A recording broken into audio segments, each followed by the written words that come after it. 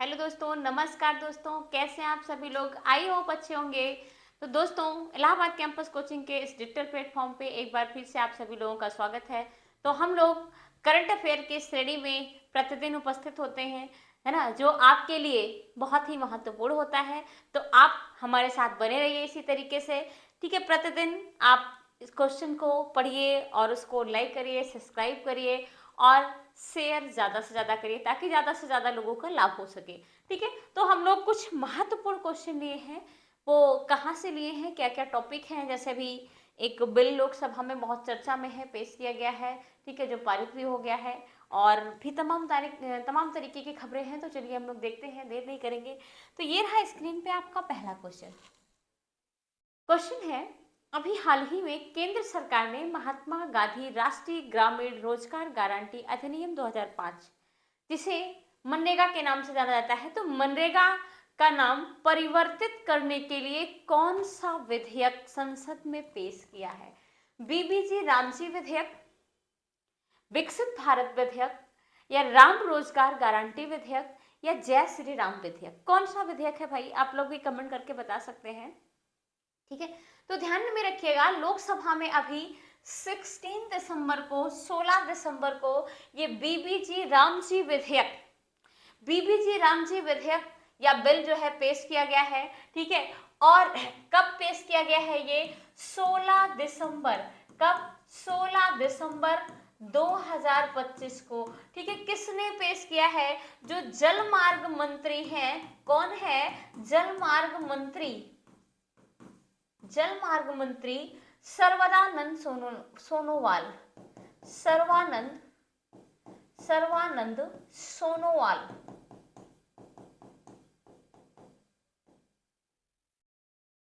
तो जो राष्ट्रीय जलमार्ग मंत्री हैं सर्वानंद सोनोवाल, इन्होंने 16 दिसंबर को इस विधेयक को लोकसभा में पेश किया है।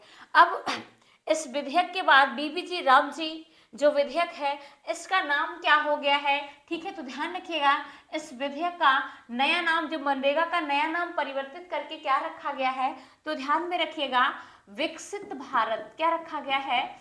विकसित भारत सॉरी, विकसित भारत। विकसित भारत गारंटी रोजगार आजीविका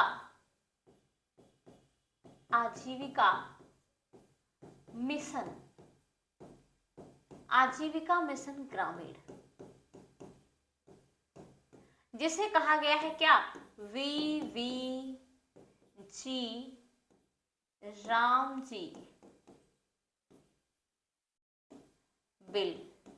तो वीवीजी रामजी बिल ये क्या है? विकसित भारत गारंटी रोजगार आजीविका मिशन बिल, ठीक है, ग्रामीण बिल। इसको जो है लोकसभा में पास कर दिया गया है, ठीक है। और जो हमारा मनरेगा है, मनरेगा का नाम पूरी तरीके से परिवर्तित करने की, इसमें बहुत सारे विपक्षी दलों ने, ठीक है, काफी विरोध जताया है, ठीक है, और भी बहुत सारी बातें हुई हैं। तो चलिए हम लोग देखते हैं मनरेगा। तो आपका क्या हो गया? बीबीजी रामजी, ठीक है, बिल। अब इसको नरेगा मनरेगा क्या था, कब इसे लागू किया गया था, एक छोटा सा शॉर्ट क्लिप देख लेते हैं हम लोग।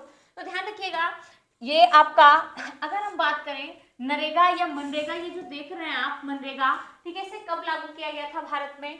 तो इससे पहले 2005 में कब? 2005 में नरेगा के नाम से, किसके नाम से?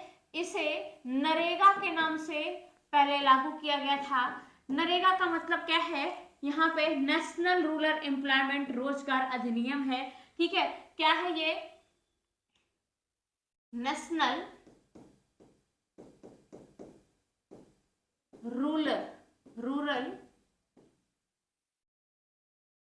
रोजगार रूरल एम्प्लॉयमेंट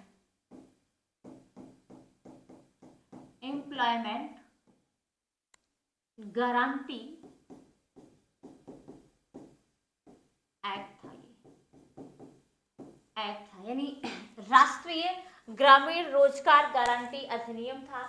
इसे 2005 में लाया गया था भाई, ठीक है। और 2006 में, ध्यान रखिएगा कब, ये 2006 में भारत के कुछ जिलों में लागू किया गया था। इसके बाद इसे 2008 में पूरे भारत में लागू किया गया था। तो ये जो नरेगा था हमारा, नरेगा, कौन, नरेगा, ध्यान रखिएगा, नरेगा को कब, 2008 में, 2008 में इसे पूरे भारत में लागू किया गया था, पूरे भारत में लागू किया गया था, ठीक है। कब, 2008 में, ये बिल्कुल ध्यान में रखिएगा। और एक चीज ध्यान रखिएगा, 2009 में, 2009 में इसके नाम में परिवर्तन कर दिया गया था, ठीक है।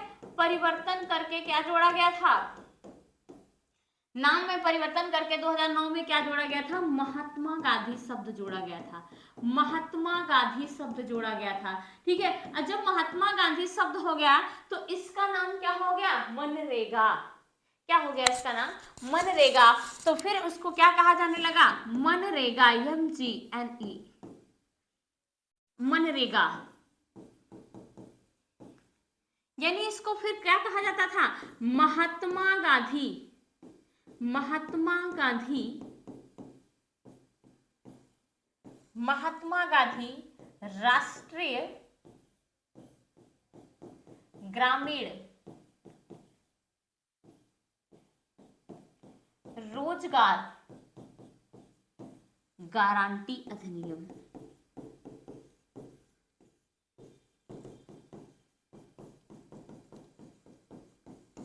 महात्मा गांधी राष्ट्रीय ग्रामीण रोजगार अधिनियम, जैसे मनरेगा के नाम से 2009 में इसको किया गया था।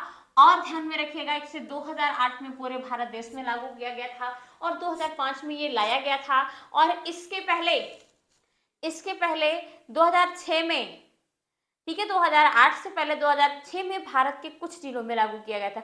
इसमें बदलाव क्या किया गया था, अभी तक जो हमारा मनरेगा था, ये मनरेगा के तहत जितने भी ग्रामीण परिवार हैं, सभी परिवारों को, प्रत्येक ग्रामीण परिवारों को क्या किया जाता था, 100 दिन का रोजगार दिया जाता था, 100 दिन, ठीक है, 100 दिन रोजगार देने की गारंटी देता था ये।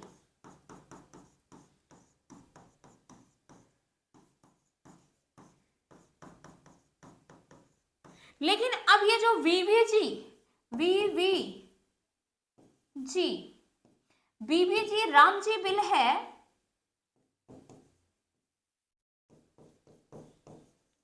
इसमें ध्यान रखिएगा ये जो रोजगार की गारंटी थी, इसमें 100 दिन से बढ़ा के क्या कर दिया गया है, 125 दिन कर दिया गया है। कितने दिन कर दिया गया है, तो 125 दिन रोजगार की गारंटी है भाई, ध्यान में रखिएगा, बहुत ही इंपॉर्टेंट है ये। 125 दिन की गारंटी रखी गई है बीबीजी रामजी बिल में। इसके पहले प्रति मनरेगा परिवार को कितना मिलता था, 100 दिन रोजगार की गारंटी मिलती थी, ठीक है। चलिए हम लोग नेक्स्ट क्वेश्चन देखते हैं। ये रहा स्क्रीन पे आपका अगला क्वेश्चन। अभी हाल ही में किस भारतीय फिल्म को ऑस्कर 2026 में सर्वश्रेष्ठ अंतरराष्ट्रीय फिल्म के लिए शॉर्ट लिस्टेड किया गया? सर्वश्रेष्ठ जो अंतरराष्ट्रीय फीचर फिल्म है उसके लिए क्या किया गया है, शॉर्ट लिस्टेड किया गया है। कौन सी मूवी है, केसरी अध्याय 2 या फिर होम बाउंड या फिर वॉर 2 या फिर अनुरा, कौन सी मूवी है? तो ध्यान रखिएगा 2026 में जिस भारतीय मूवी को अंतरराष्ट्रीय फीचर फिल्म के लिए शॉर्ट लिस्टेड किया गया है वो मूवी है कौन सी मूवी है भाई? देखिएगा ये है मूवी होम बाउंड। कौन सी मूवी है? Home bound. इसके जो क्या नाम है, होम बाउंड मूवी है, इसमें 3 भारतीय मुख्य कलाकार हैं, ठीक है। कौन कौन से अभी देखते हैं। इसके अलावा ध्यान में रखिएगा जो अनोरा मूवी है इसको 2025 में बेस्ट क्या किया गया था, बेस्ट पिक्चर ऑस्कर अवार्ड दिया गया था।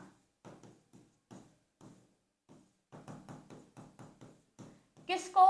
अनोरा मूवी को, ठीक है।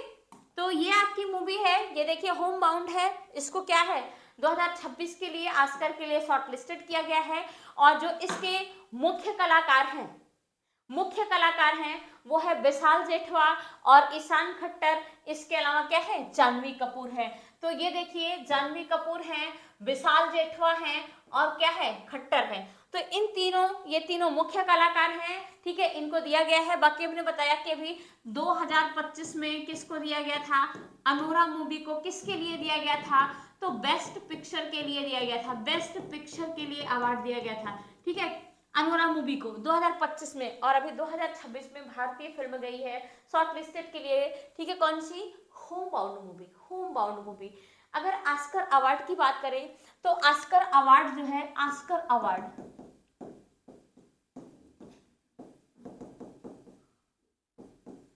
ध्यान रखिएगा, ये फिल्म इंडस्ट्री क्षेत्र में सबसे बड़ा अवार्ड माना जाता है ऑस्कर अवार्ड, फिल्म इंडस्ट्री के क्षेत्र में, ठीक है, और ठीक है, सबसे बड़ा अवार्ड माना जाता है। इसके अलावा इसकी अगर हम शुरुआत की बात करें तो इसकी शुरुआत कब की गई थी दोस्तों, शुरुआत इसकी ध्यान रखिएगा 1929 में की गई थी। और जिस पहली फिल्म को ऑस्कर अवार्ड दिया गया था वो फिल्म कौन सी थी, विंग्स मूवी। किसको दिया गया था, विंग्स फिल्म को, क्या है, विंग्स फिल्म, ये क्या है, ऑस्कर अवार्ड पाने वाली पहली फिल्म थी। कौन सी मूवी थी, पहली मूवी थी भाई, ध्यान में रखिएगा, पहली मूवी कौन सी थी, विंग्स मूवी थी। और ऑस्कर अवार्ड की शुरुआत कब की गई है, 1929 में की गई है। और 2026 के लिए हमारे होमबाउंड मूवी को शॉर्ट लिस्टेड किया गया है। 2025 में किसको, एनोरा मूवी को बेस्ट पिक्चर अवार्ड दिया गया था। चलिए नेक्स्ट क्वेश्चन है आपका, नेक्स्ट क्वेश्चन है, अभी हाल ही में देश की पहली हाइड्रोजन वाटर टैक्सी सेवा किस शहर में शुरू की गई है, ठीक है, नई दिल्ली में किया गया है, वाराणसी में किया गया है, महाराष्ट्र में किया गया है या फिर अहमदाबाद में किया गया है, कौन से में किया गया है, ठीक है, अभी हाल ही में देश की पहली हाइड्रोजन वाटर टैक्सी सेवा किस शहर में शुरू किया गया है। तो ध्यान में रखिएगा, हाइड्रोजन वाटर की बात की जाती है तो ये शुरू किया गया है उत्तर प्रदेश के वाराणसी में, जो उत्तर प्रदेश की सांस्कृतिक नगरी है वाराणसी काशी, उसमें शुरू किया गया है, ठीक है। अब ये जो सांस्कृतिक नगरी है हमारी वाराणसी, ये ध्यान में रखिएगा कि हाइड्रोजन क्रूज से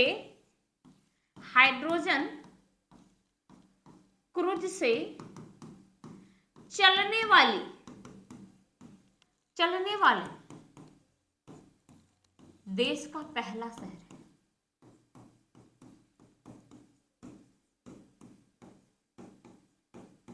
ठीक है। और क्या इसमें विशेषता है, ये क्या है, प्रदूषण मुक्त होगा, ठीक है, वाराणसी क्या होगी, ये प्रदूषण मुक्त होगी। और भी बात करें तो ये सेवा, ठीक है, इसमें ये जो हाइड्रोजन क्रूज है इसका संचालन कौन कर रहा है, इसका जो संचालन कर रहा है, ठीक है, संचालन तो जालसा क्रूज के द्वारा इसका संचालन किया जा रहा है, जालसा क्रूज के द्वारा, ठीक है, इसका संचालन किसके द्वारा किया जा रहा है, जालसा क्रूज के द्वारा किया जा रहा है।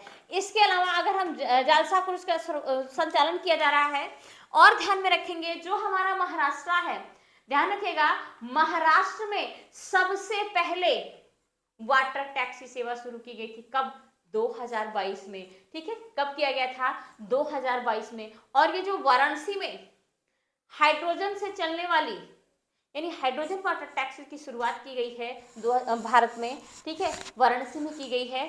तो ये अभी 2025 में की गई है, दिसंबर 2025 में किया गया है।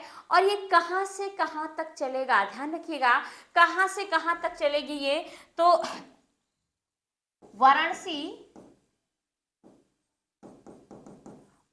क्या है, में जो water taxi, hydrogen water taxi है, हाइड्रोजन वाटर टैक्सी, ये कहां से कहां चलेगी, ध्यान रखिएगा, तो ये नमो घाट से, कहां से चलेगी, ये नमो घाट से रविदास घाट तक,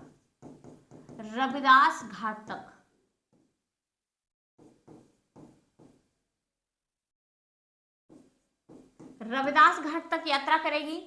इस टैक्सी में ये जो वाटर टैक्सी है इसमें कुल, ध्यान रखिएगा, इसमें कुल कितने यात्री, इसमें एक बार में कुल 50 यात्री यात्रा कर सकते हैं। कितने? तो 50 लोग सफर कर सकते हैं, ठीक है।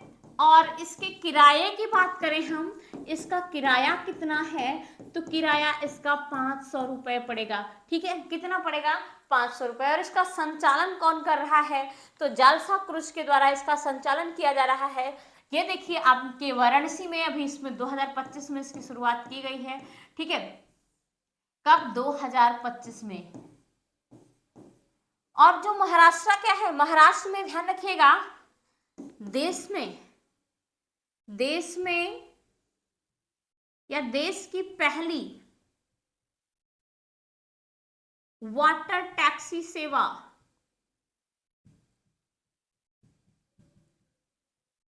वाटर टैक्सी सेवा कहां पे? मुंबई में की गई थी। मुंबई में कब? 2022 में। तो इस दोनों चीजों को ध्यान में रखिएगा। हाइड्रोजन से चलने वाला, यानी जो हमारा वाराणसी है, हाइड्रोजन से चलने वाली पहली वाटर टैक्सी है, ठीक है। इसके अलावा ये कहाँ पे? वाराणसी में चलाई जा रही है। और पहली कौन सी है पूरे भारत देश की वाटर टैक्सी सेवा? तो पहली है हमारी मुंबई में चलाई जा रही है, ठीक है। महाराष्ट्र सरकार ने चलाया था कब? 2022 में। चलिए नेक्स्ट क्वेश्चन है, अभी हाल ही में प्रधानमंत्री नरेंद्र मोदी को किस देश का सर्वोच्च नागरिक पुरस्कार प्रदान किया गया है, ठीक है। इथियोपिया का किया गया है, या जॉर्डन का किया गया है, या फिर ओमान का किया गया है, या फिर साउथ अफ्रीका यानी दक्षिण अफ्रीका का किया गया है। तो ध्यान में रखिएगा कि अभी 3 देशों की यात्रा पे मोदी जी गए थे। वहां पे इनको 2 देशों में, एक तो ओमान में, दूसरा इथियोपिया में, इनको जो है सर्वोच्च नागरिक सम्मान प्रदान किया गया है, ठीक है। तो कौन से देश में किया गया है? इथियोपिया में किया गया है। कहां पे किया गया है? इथियोपिया में किया गया है, ठीक है, इथियोपिया में। तो ये जो ओमान है, ओमान में भी किया गया है। अभी ओमान, जॉर्डन और इथियोपिया, तीनों देशों की यात्रा पे नरेंद्र मोदी जी थे। किस किस में? ठीक है, ये तीनों कंट्री हैं, ठीक है। इन देशों की यात्रा पे थे मोदी जी, ठीक है।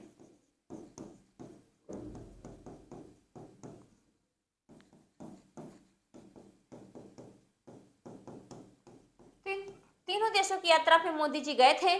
और इसमें जो इथियोपिया का सर्वोच्च नागरिक सम्मान पुरस्कार है, क्या है? द ग्रेट ऑफ निशान। इथियोपिया का सर्वोच्च नागरिक सम्मान पुरस्कार क्या है? द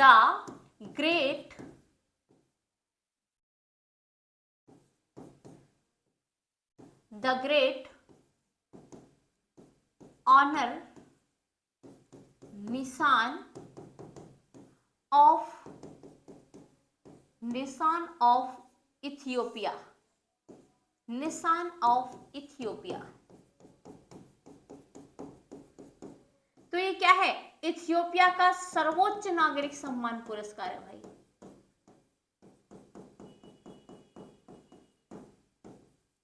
तो ये चीज बिल्कुल ध्यान में रखिएगा कि जो सर्वोच्च नागरिक सम्मान पुरस्कार होता है वो देश का सबसे बड़ा नागरिक सम्मान पुरस्कार होता है, या देश का सबसे बड़ा सम्मान पुरस्कार होता है, ठीक है। तो इथियोपिया का जो सर्वोच्च नागरिक सम्मान पुरस्कार है, द ग्रेट ऑनर निशान ऑफ इथियोपिया, जो मोदी जी को दिया गया है। ध्यान में रखिएगा, ध्यान में रखने वाली बात है कि जो द ग्रेट ऑनर ऑफ निशान इथियोपिया है, ठीक है, ये क्या है? मोदी जी यह सम्मान पाने वाले 28वां सम्मान मिला है इनको, ठीक है। तो यह क्या है? यह मोदी जी का या यह प्रधानमंत्री जी का 28वां अंतरराष्ट्रीय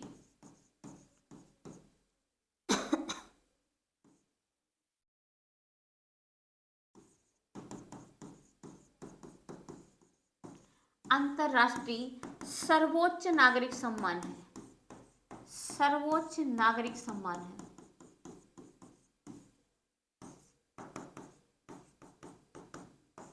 कहां पे मिला इनको? इथियोपिया में। जबकि वहीं पे ओमान की बात करें तो ऑर्डर ऑफ ओमान भी दिया गया है, ऑर्डर ऑफ ओमान। ओमान का जो सर्वोच्च नागरिक सम्मान है, सर्वोच्च नागरिक सम्मान है, ठीक है, वो क्या है? Order of Oman, order of Oman. तो ये ओमान सरकार ने दिया है ऑर्डर ऑफ ओमान, ठीक है, और इथियोपिया ने दिया है कौन? द ग्रेट ऑनर निशान ऑफ इथियोपिया, ठीक है। तो ये दोनों देशों ने अपने अपने देश का सर्वोच्च नागरिक सम्मान पुरस्कार दिए हैं। ध्यान रखिएगा, ये जो ऑर्डर ऑफ ओमान है, मोदी जी को ये 29वां सर्वोच्च सम्मान मिला है। कौन सा? 29वां सर्वोच्च सम्मान दिया गया है। तो ध्यान रखिएगा, 29वां सर्वोच्च नागरिक सम्मान दिया गया है मोदी जी को। अभी तक 29 देशों ने, कितने देशों ने? 29 देशों ने मोदी जी को सर्वोच्च अपने अपने देश का सर्वोच्च नागरिक सम्मान पुरस्कार से उनको सम्मानित किया है। तो मोदी जी पूरे वर्ल्ड में सबसे पॉपुलर, सबसे फेमस नेता है, ठीक है।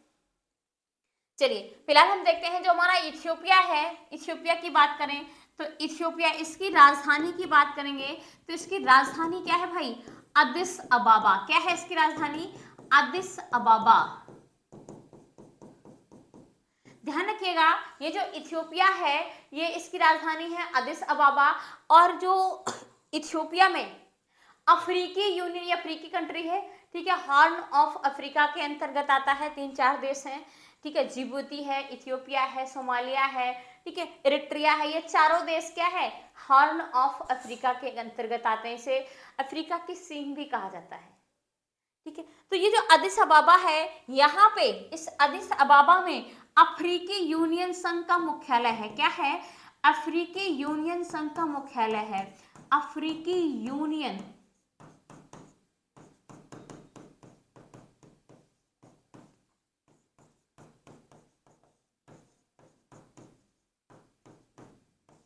तो अफ्रीकी यूनियन संघ का मुख्यालय है। इस अफ्रीकी यूनियन संघ की बात करें तो इसमें कितने देश हैं? ध्यान रखिएगा, इसमें कुल देशों की संख्या 54 है, 54 कंट्री हैं, ठीक है। सभी, लगभग सभी अफ्रीकन कंट्रीज में शामिल है, ठीक है। तो यहाँ पे अदिस अबाबा इसकी राजधानी है और भी कई सारी खास चीजें हैं, ठीक है। इथियोपिया के बारे में तो हम लोग वर्ल्ड मैप पढ़ेंगे, ठीक है, या महाद्वीपीय भूगोल जब पढ़ेंगे तो उसमें अच्छे से इथियोपिया के बारे में हम लोग अध्ययन करेंगे, ठीक। तो चलिए हम लोग अगले क्वेश्चन की तरफ बढ़ते हैं। ये देखिए तीनों देशों की यात्रा पे रहे मोदी जी। ये देखिए ओमान की यात्रा पे हैं, ये देखिए जॉर्डन की यात्रा पे हैं, और यहाँ पे इथियोपिया की यात्रा पे हैं, ठीक है। इन सभी देशों की यात्रा पे थे और जिनमें इथियोपिया और ओमान देशों ने अपने अपने देश का सर्वोच्च नागरिक सम्मान पुरस्कार दिया है। और इसके साथ साथ जॉर्डन में भी कई सारे समझौते हुए हैं, कई सारी बातें हुई हैं, ठीक है। फिर हम लोग मिलते हैं किसी अगले वीडियो में, तो उस पर चर्चा करेंगे कि कौन कौन से समझौते हुए हैं मोदी जी के बीच और इन सभी राजनेताओं के बीच, ठीक है। तो हम लोग अगला क्वेश्चन लेते हैं। ये रहा स्क्रीन पे आपका अगला क्वेश्चन। हाल ही में अपने राष्ट्रीय व्यंजनों के लिए यूनेस्को की अमूर्त सांस्कृतिक विरासत सूची में मान्यता प्राप्त करने वाला पहला यूरोपीय देश कौन है भाई? पहला यूरोपीय देश कौन है? ठीक है, इटली है, जर्मनी है, फ्रांस है। इटली, जर्मनी, फ्रांस या फिर भारत। हालांकि भारत यूरोपीय देश नहीं है, ये इसमें ऑप्शन में नहीं होना चाहिए था। तो कौन सा देश है, इटली, फ्रांस या जर्मनी? तो ध्यान में रखिएगा, जो पहला यूरोपीय देश है अपने राष्ट्रीय व्यंजनों को लेके किसमें, जो यूनेस्को का इंटेंजिबल हेरिटेज जो लिस्ट है उसमें शामिल किया गया है, ठीक है। किसके? तो इटली। कौन सा है? इटली। ध्यान रखिएगा, इटली। इटली का जो राष्ट्रीय व्यंजन है इसको यूनेस्को के अमूर्त सांस्कृतिक विरासत सूची में शामिल किया गया है। इसके अलावा, इटली के अलावा और भी कई सारे देश हैं, जैसे आपका मैक्सिको की बात करें। कौन सा देश है? मैक्सिको। ये उत्तरी अमेरिका का एक देश है, मैक्सिको हो गया। इसके अलावा जापान हो गया। जापान के अतिरिक्त मिस्र।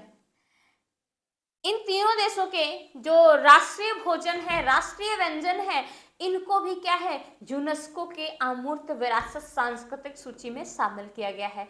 अभी जो यूनेस्को की जो है अमूर्त सांस्कृतिक बैठक हुई थी, दिल्ली में हुई थी। भारत पहली बार इसका जो है आयोजन किया था, दिल्ली में किया गया था। तो इसमें बहुत सारे शहरों को, बहुत सारे व्यंजनों को और भी कई सारे ऐसे स्थल हैं जिनको यूनेस्को के सांस्कृतिक सूची में शामिल किया गया है। तो इसी तरीके से 2025 में अभी जो हमारा बहुत ही अच्छा पर्व है जगमगाता हुआ दीपावली, उसको भी शामिल किया गया है।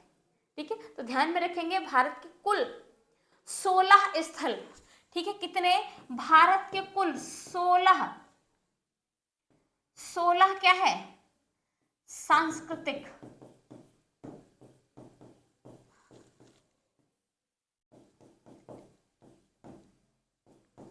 विरासत, ठीक है, सांस्कृतिक विरासत है जो क्या है? यूनेस्को की सूची में शामिल किया गया है, यूनेस्को की सूची में शामिल किया गया है।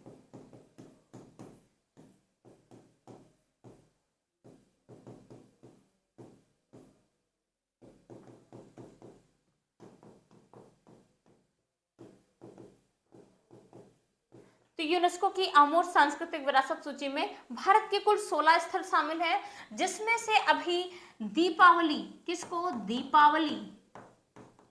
दीपावली को दिसंबर 2025 में शामिल किया गया है, दीपावली को। इसके अलावा और भी कई सारे प्लेसेस हैं जिनको शामिल किया जा चुका है, जैसे गरबा नृत्य हो गया, आपका रामलीला हो गया, तो इन सभी को शामिल किया जा चुका है। ठीक है, फिर हम लोग मिलते हैं किसी नेक्स्ट वीडियो में, तब तक के लिए धन्यवाद। अगर प्लीज़ वीडियो अच्छी लगे तो प्लीज़ लाइक एंड शेयर ज़रूर करें। Thank you.